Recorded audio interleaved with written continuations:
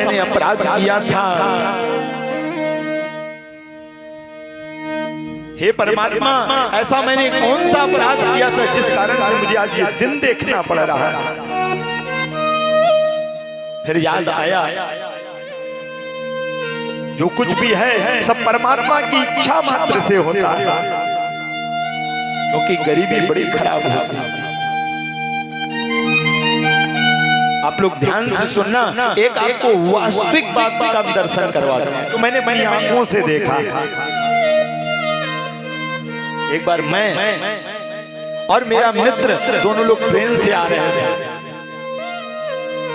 और पता है मैंने देखा क्या कि ट्रेन के ठीक सामने वाली बोगी में जो व्यक्ति बैठा हुआ था अत्यंत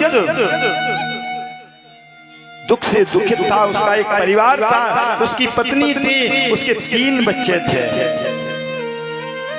मैंने देखा क्या कि सामने जो व्यक्ति लेटा हुआ है वो कैंसर जैसी महाबीमारी से पीड़ित है। मैंने उस दृश्य को देखा तो मेरा हृदय फट गया।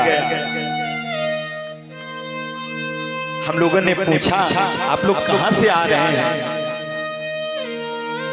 तो उसके नेत्र सजल हो गए। उसकी पत्नी ने कहा, भैया हम लोग आगरा से आ रहे हैं, और हम लोग भी टूंडला से बैठे थे। ये सच्ची घटना है। और मैंने उस लाचार महिला को देखा, मैंने पूछा क्या हुआ इनको? उसने बताया, भैया हम आपको क्या बताएं, हमारे पतिदेव कैंसर से पीड़ित हैं, और आपको वास्तविक बात बताएं, अपनी व्यवस्था को छुपाने से क्या फायदा। आज हम लोगों ने 3 दिन से भोजन नहीं किया। मैंने जब उन बच्चों का मुख देखा तो मेरा हृदय फट गया।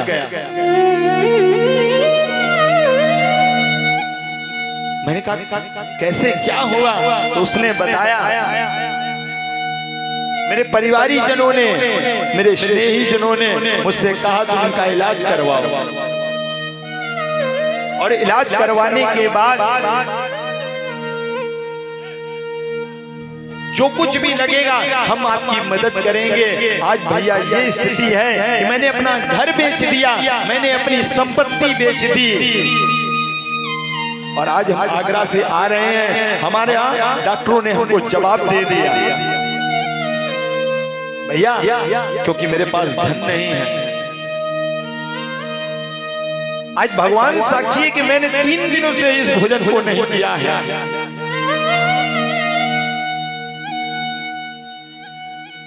हम लोग तो देख करके आश्चर्यचकित रह गए। देखते ही देखते हुआ क्या कि इटावा में गाड़ी का स्टॉपेज नहीं था, लेकिन गाड़ी धीमी हुई। हम लोग दौड़ करके गए, वहां से एक ब्रेड का पैकेट लिया और लेकर के जैसे ही फटाक से चढ़े ट्रेन चल दी, क्योंकि कुछ सामान हमारे पास खाने का नहीं था। और मैंने उस ब्रेड के पैकेट को लिया और मैंने उस छोटी सी नन्ही सी गुड़िया को, बेटी को मैंने देखा।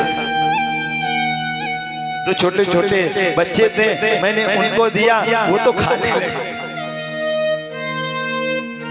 और गजब तो जब हुआ जब मैंने उस छोटी सी नन्ही सी गुड़िया को मैंने बुलाया, मैंने कहा इधर आओ। मैंने अपने हाथ से उसको उस ब्रेड को दिया, उसने लिया। उसके आंखों में आंसू थे। मात्र उसकी आयु 3 या 4 वर्ष की थी। उसने उस ब्रेड को लिया और ले जाकर के सीधे अपने पिता के मुख में लगा दिया। जैसे उसने अपने पिता के मुख में लगाया, उसके पिता के आंखों से आंसू झर-झर करके गिरने लगे, क्योंकि वो व्यक्ति खाने में असमर्थ था। और जब उसके पिता ने उस ब्रेड को नहीं खाया तो वो ब्रेड लेकर के अपनी माँ के पास गई और माँ के मुख में लगाया तो उसे अपनी गोद में बिठा लिया, और उस ब्रेड को खाया नहीं। और उसकी माँ ने उस ब्रेड को लेकर के अपनी बिटिया के मुख में रखा तो उसने भी नहीं खाया। इस दृश्य को उस बूगी में बैठा हुआ जो भी इस व्यक्ति देख रहा था, कोई भी व्यक्ति ऐसा नहीं था जिसके नेत्रों से जल की धारा न बह रही हो।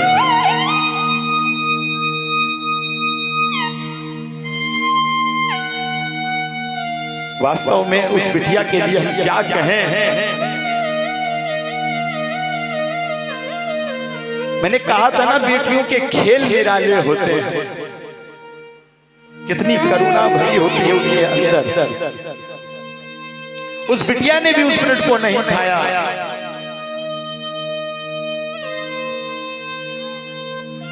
कहते हैं कि पिता जब अपने घर से उस बेटी को विदा करता है तो सबसे ज्यादा बेटी को विदा करने में उसके पिता को दुख होता है, लेकिन वो रो नहीं सकता है। कि अगर एक बार पिता ने उसके सामने आंसू डाल दिया तो वो बेटी सुकून से अपने घर में नहीं रह पाएगी। आपको पता है, माताओं की दृष्टि को देखते हुए पिता को सबसे ज्यादा हार्ट अटैक होता है, पुरुषों को ज्यादा हार्ट अटैक होता है। क्योंकि माताएं तो होती हैं रो करके अपने दर्द को कम कर लेती हैं, लेकिन उस पिता से पूछो। आज बिटिया, उस बिटिया को देखा तो मेरा हृदय फट गया। देखो उस नन्ही सी परी ने जब खाया नहीं, देखते ही देखते कानपुर सेंट्रल आ गया। मैंने पूछा, बिटिया इसको तुमने खाया क्यों नहीं? कहती है मेरे पापा ने नहीं खाया इसलिए मैं भी नहीं खाऊंगा। उनकी इस स्थिति को देखकर जो भी हमारे अंदर सामर्थ्य था मैंने उनको दिया और दे करके वहां से हम लोग चले आए। आज दिन तक हम लोगों को नहीं पता उस परिवार का क्या हुआ।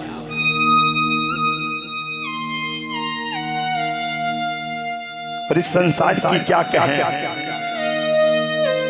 आज पता चल जाता है गर्भ में कन्या है तो लोग उस कन्या को नष्ट कर देते हैं।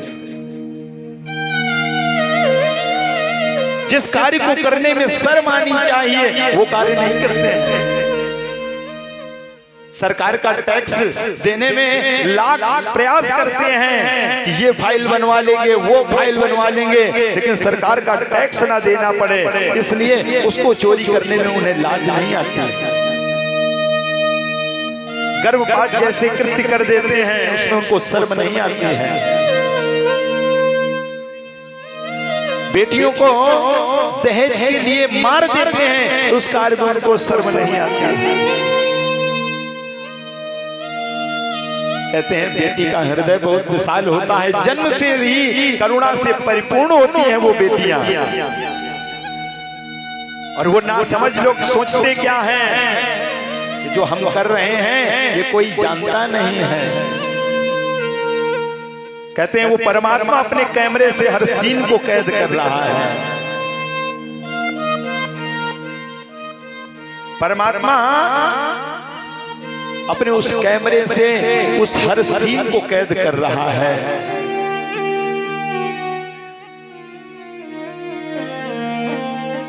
वो अपने कैमरे से जिंदगी के सीन लेता है।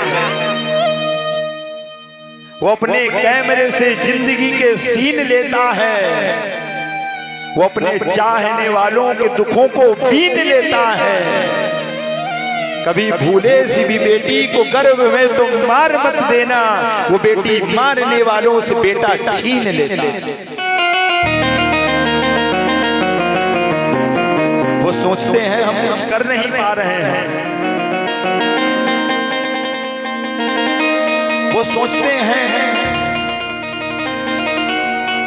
कि जो हम कर रहे हैं वो कोई परमात्मा जानता नहीं है, वो अपने कैमरे से सब कुछ देख रहा है।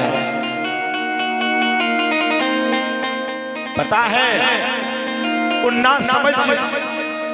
समझों को कौन समझाए।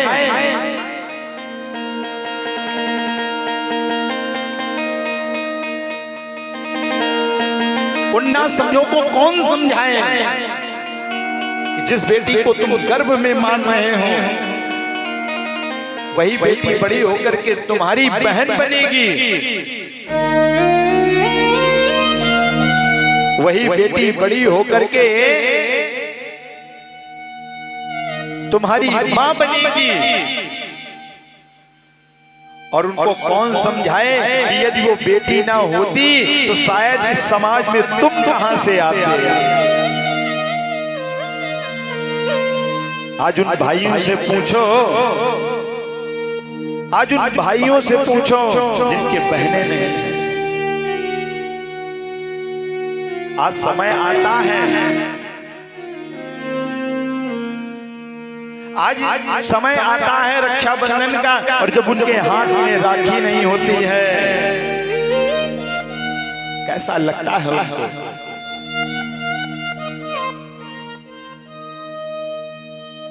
आज उन अभागों से पूछो जिनकी मां नहीं है, जिन्होंने मां के बिना जीवन जिया है। बेटी को रखना नहीं चाहते हैं, बहू को अच्छी से अच्छी बहू को लाना चाहते हैं।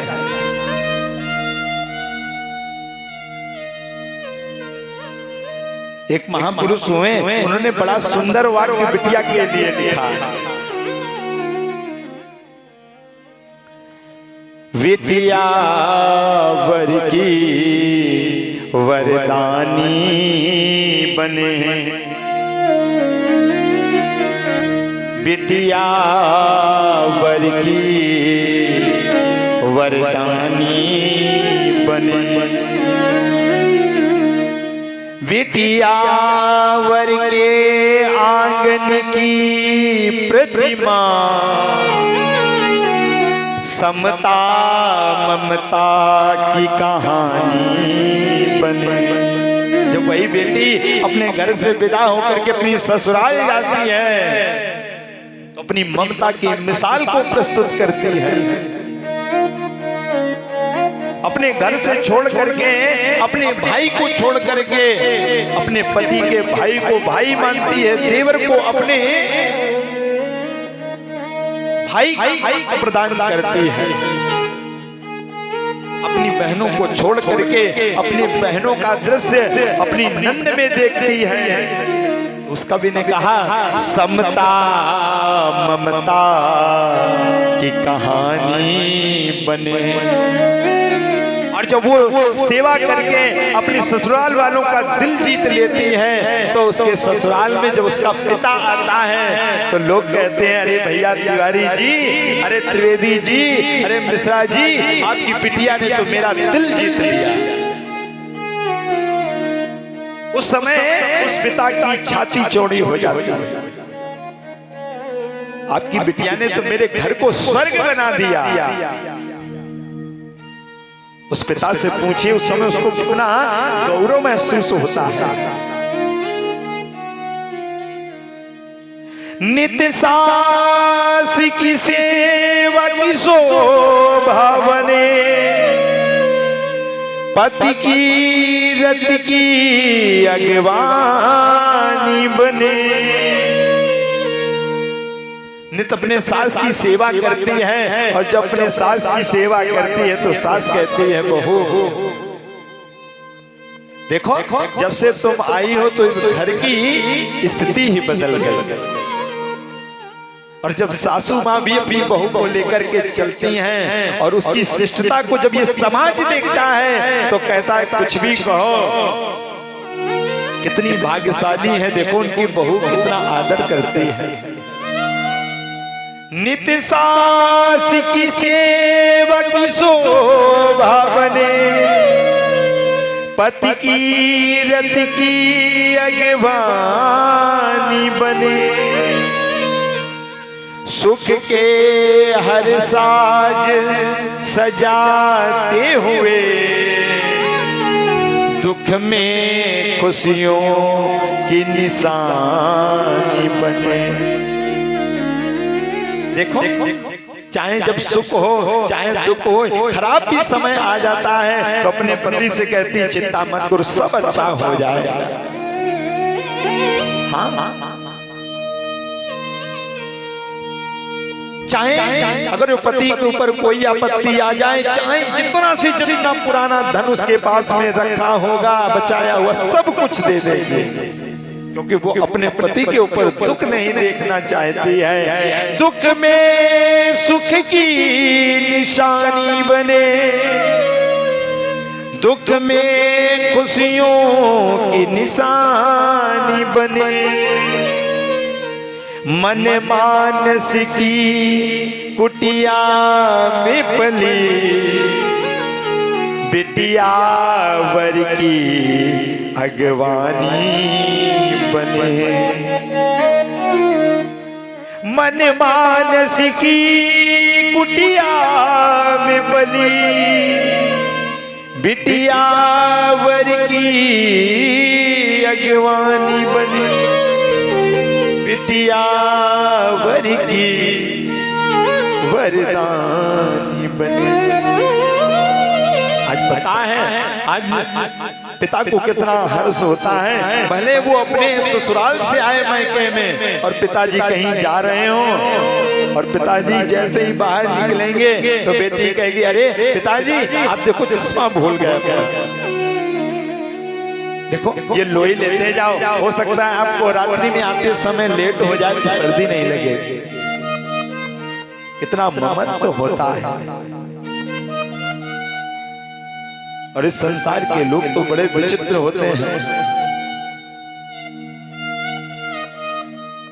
जब बेटियां होती हैं तो ऐसा लगता है कि जैसे उनका संसार शून्य हो गया है। और उस पिता से पूछो, जब बेटी उसकी घर से चली जाती है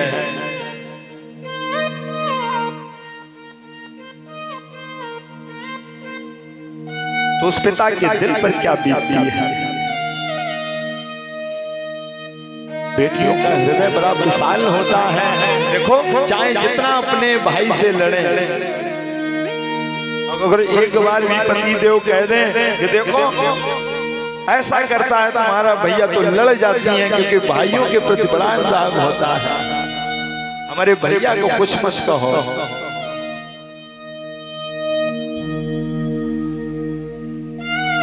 संसार में कितना, ये भारत देश है, ये वही भारत देश है जहां पर नारियों का सम्मान होता है। यस्ते नार्यश्च पूजन्ते रमन्ते तत्र दे